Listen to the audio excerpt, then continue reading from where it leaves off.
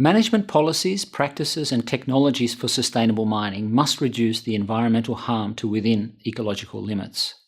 At the same time, land must be preserved as a repository for biodiversity and for natural ecological services. There are a number of fundamental physical and chemical issues that set ground conditions for achievement of environmental sustainability. And I will highlight three important ones here.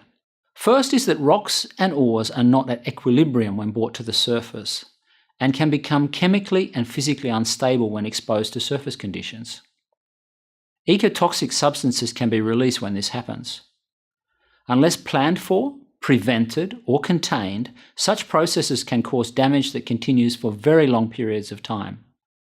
Sustainable mining approaches ensure that this does not happen.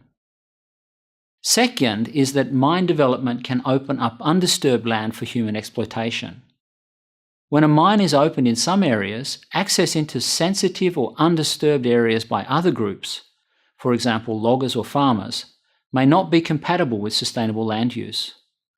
For such reasons, there are many examples where access to the mining area is restricted and where it has been chosen not to develop a town or public access roads. Such strategies can help ensure that valuable natural systems are protected for future generations.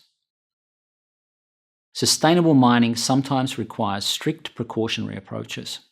Third is that mineral ore bodies are finite and all mines reach the end of their viable life at some time. Therefore, sustainable mining requires planning that guides both the mining activities and the closure of the mine site, from before the very start of mining.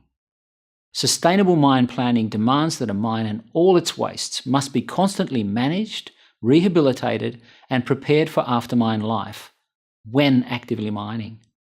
The final landforms, hydrology, and management strategies for the mine areas must ensure that environmental resources are not subject to physical or chemical deterioration in the long term.